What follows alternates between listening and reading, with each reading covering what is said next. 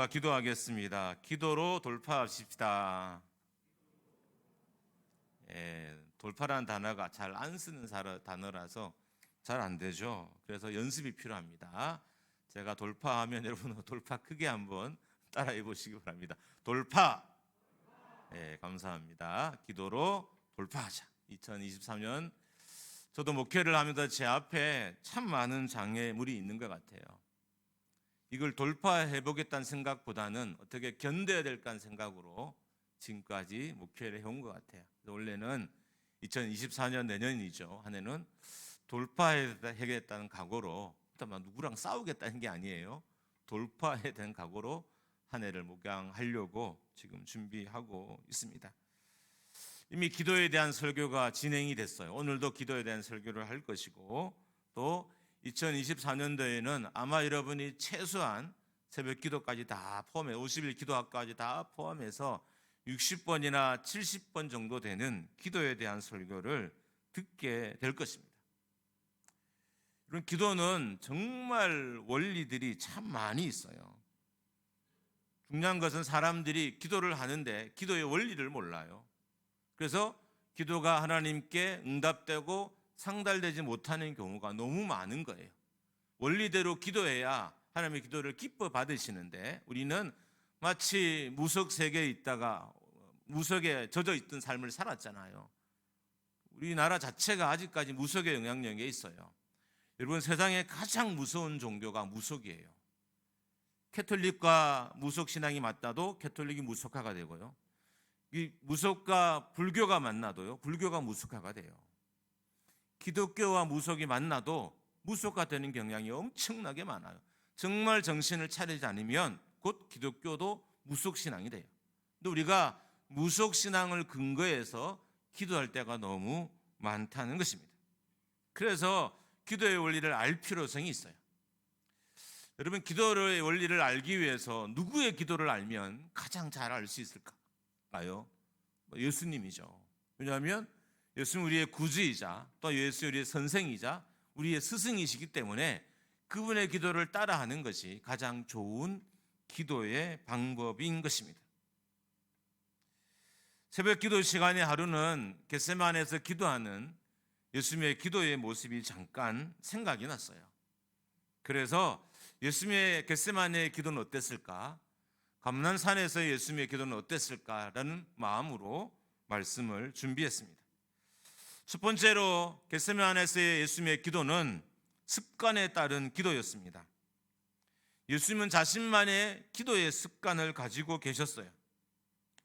예수님께서 감난산에 올라간 것도, 겟세마네에 올라간 것도 기도하기 위함이었습니다.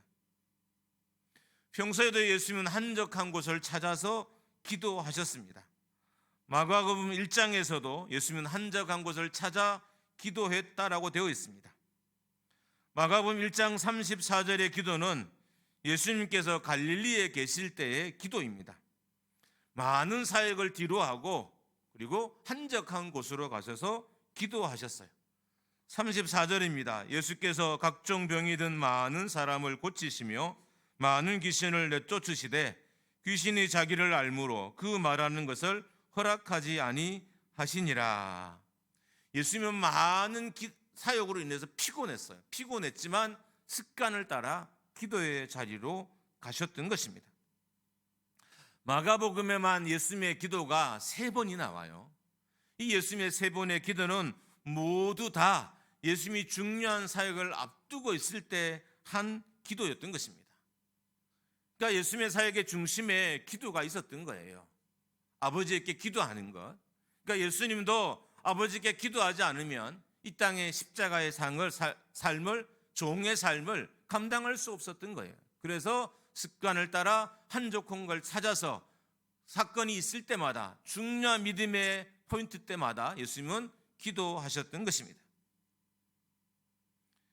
기도가 삶에 자리 잡지 않는 것, 이건 되게 불행한 일이에요. 왜냐하면 기도의 능력을 경험할 수 없기 때문입니다. 기도가 습관이 되고 삶에 자리 잡을 때부터, 그때부터 기도의 능력을 우리가 경험할 수 있습니다. 기도가 습관이 되지 않으면, 기도가 삶의 1순위가 되지 않으면 기도를 하지 않는 것이 불편하지 않으면 우리는 기도의 능력을 경험할 수 없어요. 여러분, 우리가 기도하지 않는 것이 불편해야 돼요. 기도하지 않는 것이 답답하고 기도하지 않는 것이 괴로워야 돼요. 이게 정상인 거예요. 이게 정상적인 기도에 대한 여러분과 저의 반응인 것입니다. 기도를 영적인 호흡이라고 합니다. 호흡이 중단되면 생명이 끝나는 것처럼 기도가 중단이 되면 영혼의 호흡도, 영혼의 생명도 끝이 나요. 하나님의 말씀을 영혼의 양식이라고 하면 기도는 영혼의 호흡이에요. 그래서 우리가 말씀을 읽고 묵상하고 말씀대로 살아가는 것과 기도하는 것은 우리의 존재를, 우리를 존재하게 하는 근원적인 힘인 거예요. 하나는 양식이고 하나는 호흡이고, 우리의 몸이 그렇게 유지가 되는 거잖아요. 여러분과 저의 몸은 밥을 먹어야 그 먹은 밥들이 에너지가 되어서 몸을 유지하게 하고, 호흡을 해야 또한 우리의 생명이 유지가 돼요. 동일하게 말씀과 그리고 기도는 우리의 영혼의 삶을 유지하게 하는 양식인 거예요. 필수 불가결한, 반드시 있어야 하는 것들입니다. 성도는 말씀을 먹고 기도를 해야 생명을 유지하게 됩니다. 여러분과 저 중에 내가 영적으로 죽었다라고 생각하는 사람은 없습니다. 왜냐하면 별 문제가 없어요. 밥을 먹지 않으면 금방 표시가 나요. 숨을 쉬지 않아도 금방 표시가 나요. 큰 문제가 생기고 고통스럽습니다. 그래서 밥을 먹는 것을 중단하는 것, 호흡을 하지 않는 것은 되게 어려운 일이에요. 그래서 우리가 호흡을 안 하려고 하지 않아요. 여러분과 제가, 우리 중에 누가 나 오늘부터 호흡 안 할 거야 이렇게 하는 사람이 있어요? 죽겠다는 거죠. 내가 오늘부터 밥을 안 먹을 거야, 죽겠다는 거예요. 그처럼 기도도, 하나님의 말씀도 우리의 영혼에 동일한 거라는 거예요. 말씀을 먹지 않으면 영혼이 죽고 기도를 하지 않으면 영혼이 죽는다는 거예요. 나는 기도하지 않겠습니다라는 말은 내 영혼은 죽겠습니다라는 말과 선언하는 것과 똑같은 의미라는 겁니다. 말씀을 읽지 않고 말씀을 묵상하지 않고 말씀을 순종하지 않아도 당장 별 문제가 생기지 않으니까, 세상 사는데 별 문제가 없으니까 사람들은 말씀을 먹지 않는 것에 대해서, 말씀을 먹는 것을 중단하는 것에 별 두려움이나 별 염려나 별 생각이 없어요. 그러나 사실상 그 사람은, 그런 성도는, 그런 목회자는 죽은 사람과 똑같은 거예요. 예배를 드리지만 죽었는 것이고 사역을 하지만 죽은 거예요. 좀 이상한 말처럼 들리지만 영적으로 죽어 있기 때문에, 모든 영적인 신경이 묻어져 있기 때문에 자신이 영적으로 죽었다는 사실을 모르는 것입니다. 몰라서 내가 영적으로 죽었다는 사실에 대한 별 반응이 없는 거지, 실상은 영혼 죽은 거예요. 영혼의 반응이 없잖아요. 말씀의 반응이 없잖아요. 기도의 반응이 없잖아요. 호흡하지 않잖아요. 에너지를 공급하지 않잖아요. 그런데 어떻게 우리의 영혼이 살아있을 수 있어요? 살기가 불가능한 겁니다. 기도는 영혼의 호흡, 말씀은 영혼의 양식이기 때문에 이것은 습관화되어야 되는 거예요. 습관이 넘어서 체질이 되고요. 그리고 자연스러운 것이 돼야 돼요. 기도는 그냥 내 삶의 자연스러움이에요. 그냥 시간이 나면 무릎 꿇어 엎드려서 기도하고, 하나님의 기도의 마음을 주시면 기도의 자리에 엎드리고, 하나님의 철야의 마음을 주시면 철야를 하고, 금식의 마음을 주면 금식을 하고, 이게 어려운 것이 아니어야 된다는 거예요. 물론 막 10일, 20일 이렇게 기도하는 건 어려운 일이긴 하지만 한두 끼 금식하는 건 어려운 일도 아니에요. 해도 돼요. 죽지도 않아요. 오히려 몸은 더 좋아져요. 그럼에도 불구하고 우리는 내가 기도해야 된다, 그리고 내가 말씀에 늘 먹어야 된다, 이 사실에 대해서 별 감흥 없이 신앙생활을 하며 살아갑니다. 우리가 호흡을 하게 되면 산소가 온몸에 들어와서 우리 몸에 온갖 작용이 일어납니다. 반대로 호흡이 멈추면 우리 몸의 모든 기능도 멈춰져요. 여러분과 제가 이렇게 손을 흔들어서 할 수 있는 것도, 눈을 깜빡이고 머리를 흔들고 몸을 흔드는 이 모든 것은 산소가 내 몸에 공급되고 있기 때문에 가능한 거예요. 제가 소리를 내어서 말씀을 선포하는 것도 산소가 내 몸에 공급되고 있기 때문에 가능한 거예요. 영혼도 똑같다는 거예요. 기도하지 않으면 영혼의 호흡이 중단이 돼요. 그래서 영적인 그 어떤 작용도 하지 못하게 되는 거예요. 영적인 어떤 반응도 하지 못하게 되는 것입니다. 영혼의 호흡인 기도를 하게 되면 우리의 영혼이 자극을 받게 됩니다. 그래서 영이 활성화되고 영혼이 활동적이 돼요. 우리의 영혼이 온전히 기능하기 위해서는 영적인 호흡을 중단해서는 안 되는 겁니다. 이 호흡을 계속해야만 우리의 영혼이 반응하면서 일하면서 온전히 기능하면서 이 땅의 삶을 살아갈 수 있는 것입니다. 영혼의 호흡인 기도가 중단되어 우리의 영혼이 온전하게 기능하지 못하게 되는 것입니다. 영혼이 기능하지 못하면, 영혼이 활발하지 못하면 하나님을 섬기기가 어려워요. 호흡을 제대로 하지 못하면 몸의 모든 기능이, 활성도가, 신진대사가 떨어져서 몸이 아무것도 하지 못하는 것처럼 기도를 하지 못하면 하나님에 대한 어떤 영적인 반응도 내게 나올 수 없는 거예요. 모든 내 영혼의 반응은 기도를 통해서 하나님께 올려드릴 수 있는 거예요. 예배를 하기 위해서 기도해야 돼요. 기도자가 예배자가 될 수 있어요. 기도자가 선교자가 될 수 있고, 기도자가 순교자가 될 수 있고, 기도자가 헌신하는 사람이 될 수 있어요. 기도를 해야 내 영혼이 반응하고 내 영혼이 살아 있어야 하나님의 말씀에 반응하고 하나님이 기뻐하시는 것들을 올려드릴 수 있는 거예요. 우리가 이 자리에 와서 인다고 해서 하나님께 올려드리는 게 아니라 내 영이 깨어있고 내 영이 살아있고 내 영이 온전히 기능해야 하나님이 기뻐하는 것들을 우리가 하나님께 올려드릴 수 있게 되는 겁니다. 그러기 위해서 기도해야 돼요. 우리가 호흡하지 않으면 걷지도 못하고 뛰지도 못하고 아무것도 못합니다. 기도하지 않으면 우리의 영은 아무것도 하지 못하게 됩니다. 기도는 잠자고 있는 영혼을 깨우는 작업이에요. 기도는 잠자고 있는 영혼을 깨우고 무력해 있는 영혼을 깨우는 것이 기도인 것입니다. 그래서 교회가 기도를 강조하는 거예요. 목회자들이 기도를 강조하고 기도하려고 애쓰는 거예요. 여러분, 쓸데없는 일들을 왜 교회가 강조하고 쓸모없는 일들에 대해서 왜 목숨을 걸고 외칠까요? 이거는 우리의 호흡이기 때문에, 영혼의 호흡이기 때문에 강조하고 또 강조하는 것입니다.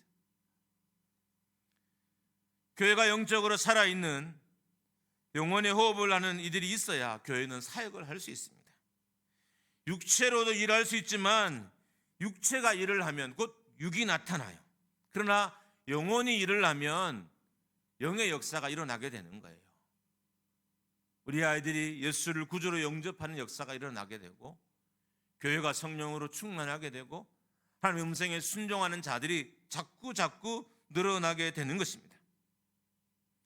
영혼에 의해서 온전하게 지배받는 육체가 되어야 내 육체가 하나님이 쓸만한 육체가 될 수 있게 되는 것입니다. 기도하지 않으면 영혼이 깨어나지 못하기 때문에 사역의 현장에 육이 나타납니다. 기도가 습관이 되어야만 이런 일들이 우리의 영혼이 기도가 자동적으로 되어야만 우리가 영혼이 살아서 교회와 하나님의 일들을 감당할 수 있게 되는 겁니다.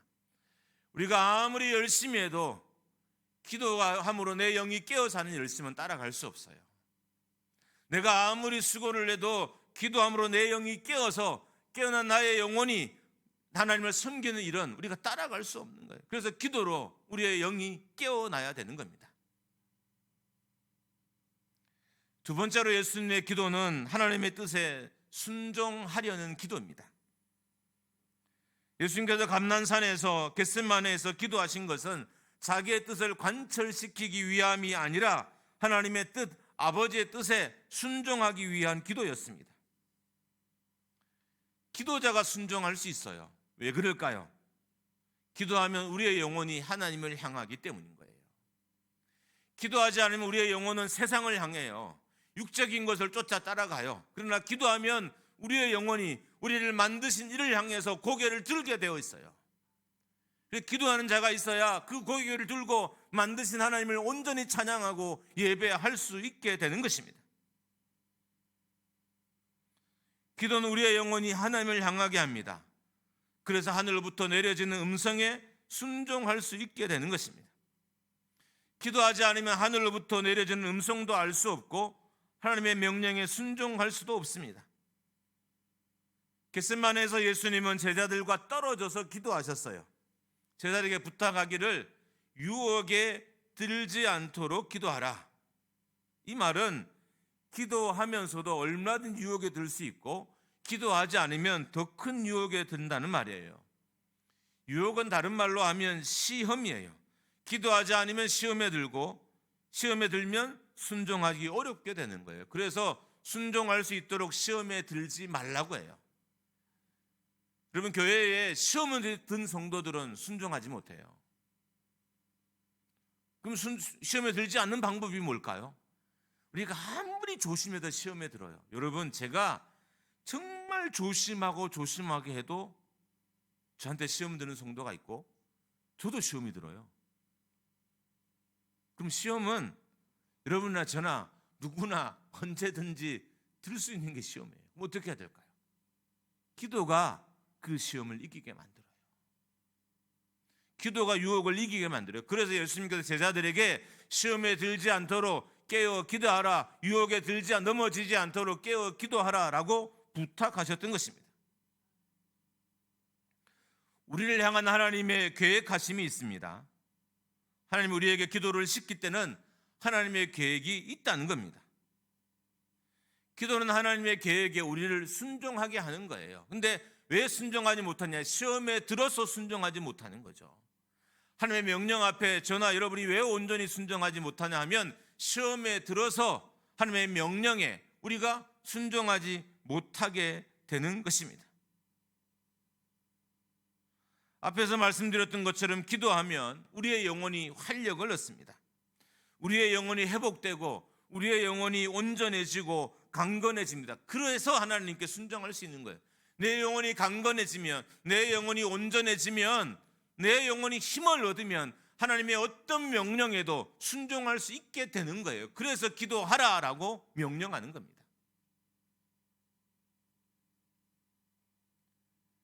예수님도 하나님의 계획에 순종하기 위해서 기도하셨습니다. 고통스러운 일이죠. 이 잔을 내게서 옮겨 주십시오라고 기도하다가 결국에 순종하셨습니다. 이 말은 기도가 없으면 순종이 어렵다는 거예요. 교회의 기도자가 줄어든다는, 이건 비극과도 같아요. 교회의 기도 소리가 줄어든다는 것, 기도 음성이 줄어든다는 것, 기도 자리에 서 있는 자가 줄어든다는 것은 비극과도 같아요. 왜요? 순종할 사람이 자꾸 없어진다는 거죠. 여러분, 기도해도 순종하기 어렵잖아요. 저도 기도해도 순종하기 어렵더라고요. 기도해도 순종 안 되는 것들이에요. 그런데 기도 안 하면 더 순종할 수 없어져요. 그래서 기도하지 않는 교회는 곧 비극이 일어나게 되는 겁니다. 어쩌면 우리가 교회에서 보는 비극들, 한국의 많은 교회들에 보는 이 비극은 기도자가 사라졌기 때문일 수 있습니다. 남의 교회 이야기한다고 여러분 기분 나빠하지 마시고, 제가 기도학교 사역에 함께 동참하고 있잖아요. 물론 교회가 엄청 커요. 새벽 기도를 3,500명 나올 정도면 얼마나 큰 교회이겠어요. 그런데 아무런 헌금을 준비하지 않고 기도학교를 무료로 다 섬겨요. 저희가 세미나를 가도 다 무료고 식사만 한 3,000원 외에는 모든 게 다 무료예요. 정확하지 않지만 성도들이 무명으로 1년에, 또 비교한다고 여러분 기분 나빠하시면 안 돼요. 10억 정도를 헌금을 한대요. 무명으로. 그러면 부유한 사람, 돈이 막 100억 막 1,000억 되는 사람이 할까요? 그렇지 않아요. 누가 해요? 결국 기도하는 사람이. 새벽에 기도하다가 하나님의 마음을 알게 된 거예요. 저녁에 기도하다가 하나님의 마음을 알게 된 거예요. 금식기를 하다가 하나님의 계획을 알게 된 거예요. 그래서 순종하게 됐고 그 결과 그런 일들을 할 수 있게 된 것입니다. 성품이 좋아서 순종을 잘하는 분도 있습니다. 우리 교회도 성품이 정말 너무 좋아서 순종을 잘하는 성도들이 많아요. 그런 사람을, 성도를 만나는 것도 목회자에게 큰 축복이에요. 그러나 성품은 금방 한계가 와요. 성품이 뚫지 못하는 순종의 한계가 있습니다. 기도하지 않으면 딱 할 만큼 해요. 내 성품이 견딜 만큼만 해요. 딱 할 만큼만. 그래서 교회에는 의외로 딱 할 만큼만 하는 성도가 많습니다. 왜요? 기도하지 않으니까. 기도를 해야 한계를 넘은 순종을 할 수 있습니다. 예수님의 순종은 한계를 넘은 순종이었어요. 하나님의 아들이 십자가를 지는 순종이었기 때문입니다. 이런 치욕, 이런 수치는 있을 수도 없어요. 예수님은 이 수치와 이 치욕을 기도로 이겨내셨습니다. 결국 아버지의 뜻에 순종하셨고 하나님의 계획에 순종하셨습니다. 여러분, 기도는 협상이 아닙니다. 가끔 기도가 협상처럼 보이지만 자세히 들여다보면 그 안에는 순종이 있어요. 예수님의 기도를 잘못 보면 이게 협상처럼 보여요. 마침 예수님이 하나님과 협상하는 것처럼 우리도 기도할 때 하나님께 막 항의하고 따지고 하잖아요. 그래서 기도가 협상처럼 보이지만 실제로 기도는 협상이 아니라 순종인 거예요. 하나님의 기도를 시킨다는 건 결국 순종해야 할 것이 있다는 것입니다. 그렇게 보면 제가 가장 많이 순종을 해야 할 사람이에요. 제가 가장 많이 순종을 해야 될 사람. 왜냐하면 하나님이 기도를 계속 시키거든요. 아주 그게 뭔지 뚜렷하게 내 앞에 다 등장하진 않았지만 계속 기도를 시켜요. 그러면 순종해야 될 것이 많다는 거예요. 그리고 그게 정상이고, 목사가 가장 많이 순종해야 성도들도 순종할게 할 것입니다. 목회에는 순종해야 할 것이 너무 많습니다. 그런데 왜 순종하지 못할까요? 기도하지 않아서 순종하지 못한다는 거예요. 기도를 시킨다는 건 이미 하나님의 계획이 있고 그 계획에 순종하게 하기 위해서 우리를 기도하게 하시는 것입니다. 기도를 많이 한다는 건 기도 순종할 목도 많다는 거예요. 기도는 하나님의 계획하신 일이기 때문에 하나님의 일입니다. 결국 기도하는 이들이 순종을 통해서 하나님의 일들을 감당할 수 있게 되는 것입니다. 세 번째입니다. 예수님의 기도는 땀이 땅에 떨어져 핏방울처럼 되는 기도였습니다. 혈한증이라는 질병이 있습니다. 이 질병의 원인은 되게 여러 가지예요. 어떤 거냐 하면 이게 땀 속에 혈액이 섞여서 나오는 증상을 혈한증이라고 그래요. 여러 가지 이유가 있는데 대표적인 이유가 스트레스예요. 그러니까 스트레스가 극에 달하면 핏줄이 터지고 그 터진 핏줄이 이렇게 땀과 함께 이렇게 흘러내리는 거예요. 다시 말하면 여러분이 인생에서 가장 힘든 고통을 겪을 때 터질 수 있는 것이 핏줄이잖아요. 가장 괴로울 때 눈에 핏줄이 터진 사람이 있고 몸에 핏줄이 터져요. 그게 가장 괴로워야 가능한 거예요. 예수님의 기도가 얼마나 고통스러운 기도였는지, 얼마나 간절한 기도였는지 알 수 있는 대목입니다. 어떻게 보면 간절하면 기도의 크기로도 볼 수 있습니다. 기도가 크다는 것은 큰 사역이 예비되어 있다는 거예요. 기도가 간절하다는 것은 큰 사역이 예비되어 있다는 것입니다. 예수님의 십자가는 예수님이 기도하셔야 질 수 있는 십자가였습니다. 단순히 육체적인 고통만 예수님께 있었던 게 아니에요. 존재론적인 고통도 예수님께 함께 있었어요. 그리고 이 기도하는 모습이 정확한 해석인지 알 수는 없지만, 자신은 좀 없지만 하나님께도 마음에 드셨던 것 같아요. 43절에 보면 천사가 하늘로부터 예수께 나타나 힘을 더하더라. 정말 단순하게 생각하면 천사도 하나님의 사자도 예수님의 간절함에 감동이 되어서 예수님을 돕기 위해서 내려왔다는 의미인 것입니다. 하나님이 보내신 자들이기 때문에 하나님이 도우신 거예요. 예수님의 기도를 하나님이 도우신 거예요. 그래서 결국 이 기도가 인류 구원의 길을 열게 된 것입니다.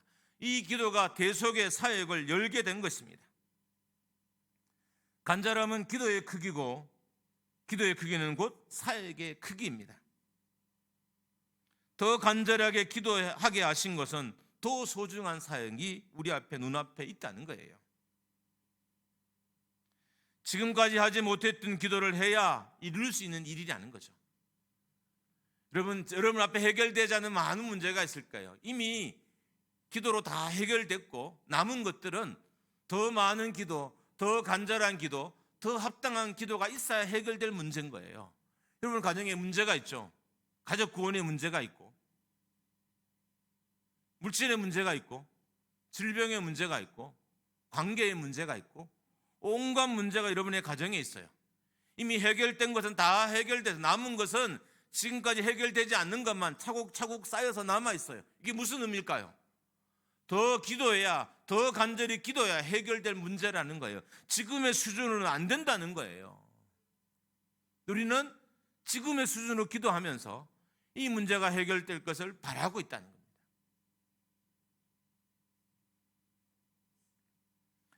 하나님이 목장교회에 기도와 관련된 표를 주셨습니다. 이 기도를 통해서 하나님이 이루고 싶은 일들이 우리 앞에 있기 때문입니다. 지금까지 우리의 기도가 우리의 내면과 우리의 교회 안을 위한 기도였다면 이제 우리의 기도는 하나님과 하나님 나라를 위한 기도여야 됩니다. 예수님의 기도는 하나님 일을 완성하는 기도였고 예수님의 기도는 하나님의 나라를 완성하는 기도였습니다. 44절에 보면 애쓰고 힘쓰고 간절히 땀이 땅에 떨어져 핏방울같이 이렇게 기도하셨다는 거예요.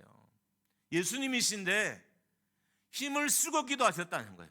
간절히 기도하셨다는 거예요. 애쓰고 기도하셨다는 거예요. 땀이 핏방울 되는 것처럼 정말 극한의 간절함으로 기도했다는 거예요. 여러분 기도가 간절하면요 온몸에 근육이 다 힘이 들어요. 온몸의 근육이. 어쩌면 인간이 할 수 있는 가장 고상한 노동 그리고 가장 최고의 노동은 그리고 극악의 노동은 기도일지 모릅니다. 기도. 우리가 이 땅에 할 수 있는 가장 힘든 노동이 뭐냐라고 했을 때 답은 기도일 수 있습니다. 왜요? 정말 기도는 어려운 일이기 때문이에요. 그래서 기도를 명하는 거예요. 다 할 수 있는 일이면 어떤 성도도 할 수 있는 일이면 어떤 교회도 할 수 있는 일이면 누구나 할 수 있는 일이면 이렇게 성경 곳곳에 기도에 대한 메시지를 담고 여러분이 듣기를 바라고 있을까요? 아니죠.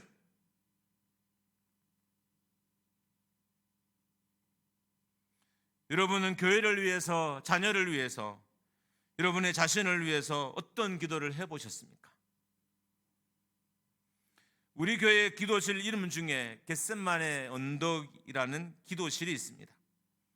왜 제가 이렇게 기도실 제목을 이름을 지었냐 하면 그곳에서 예수님이 겟셋마네에서 기도하신 것처럼 그렇게 기도하기를 바라는 마음에서 기도실에 이름을 지었어요. 혹시 여러분은 다른 방의 이름도 아시나요?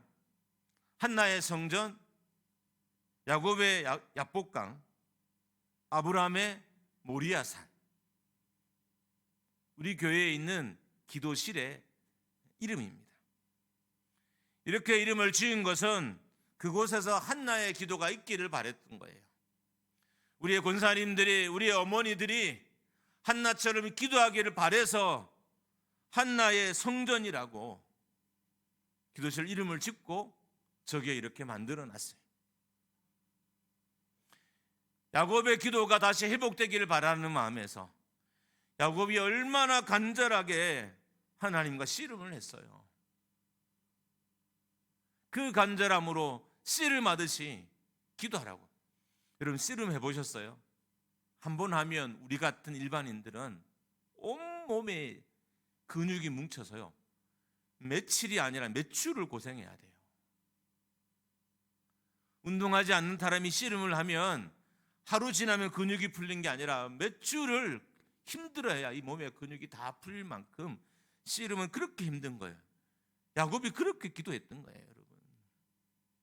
어쩌면 여러분과 저는 너무 편한 기도를 하고 있는지 몰라요. 제 새벽 기도실에는 어떤 성도님이 따뜻하게 기도하라고 전기장판을 주셨어요. 새벽에 가면 항상 꽂아놓고 엉덩이에 따뜻하게 기도해요. 이제 치울까 봐요. 이제 긴 시간 앉아 있으니까 되게 좋은 방석이긴 해요. 이제 치울까 봐요.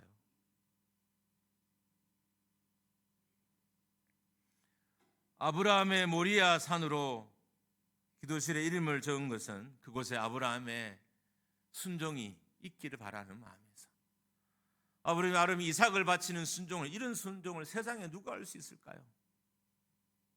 따지고 보면 거의 이런 말을 쓰면 안 되는데 하나님과 근접한 사람 아닐까요?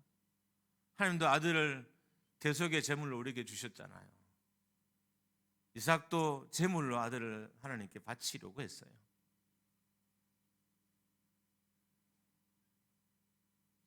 다시 기도할 때입니다. 습관이 되도록 기도의 횟수와 기도의 시간이 늘어나야 합니다. 다시 기도할 때입니다. 왜냐하면 기도해야 순종할 수 있기 때문입니다. 겟세마네 기도가 있어야 하나님이 진짜 원하시는 교회를 살리는, 영혼을 살리는 순종을 할 수 있어요. 교회가 이렇게 잘 서 있는 것도 중요하지만 많은 영혼이 회복되는 것은 더 중요한 일이에요. 우리가 구원의 방주가 되어서 많은 영혼을 구원하는 것은 훨씬 더 중요한 일인 거예요. 하나님 우리 교회가 회복되고 살아나기를 바라시는 분이에요. 그래서 지금까지 우리와 함께 하셨고 여기까지 하나님이 오셨어요. 겟세마네 순종이 있어야, 겟세마네 기도가 있어야 우리 교회가 더 크고 놀랍게 살아나는 것을 우리가 볼 수 있게 되는 것입니다. 이게 소망이 아니라, 이게 꿈이 아니라 현실이 되는 역사가 일어나기를 주님의 이름으로 축원합니다. 할렐루야, 할렐루야.